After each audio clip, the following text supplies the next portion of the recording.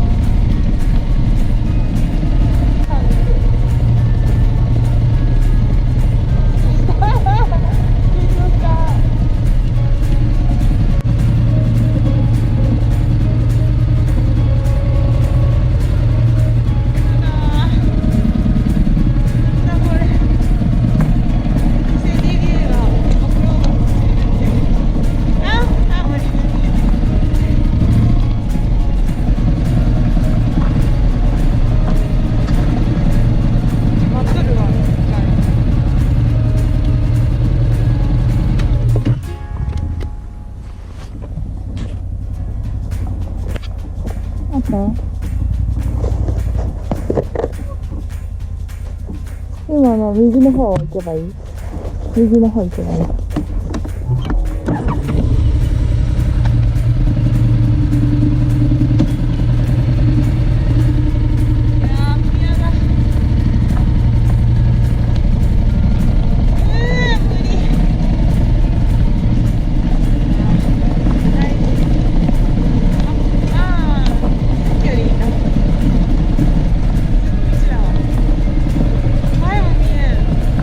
なん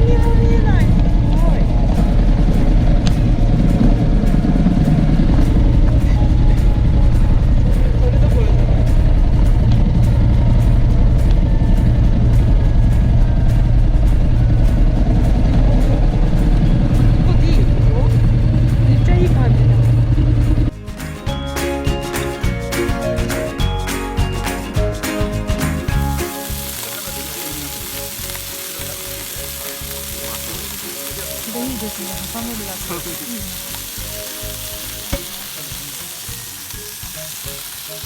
いただきますね。すみませんね。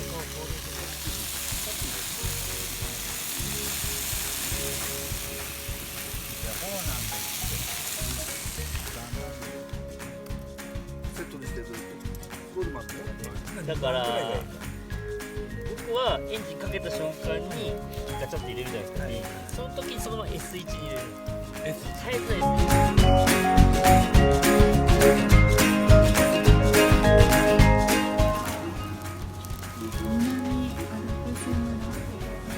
パン屋さんが見えましたね。なんですけど、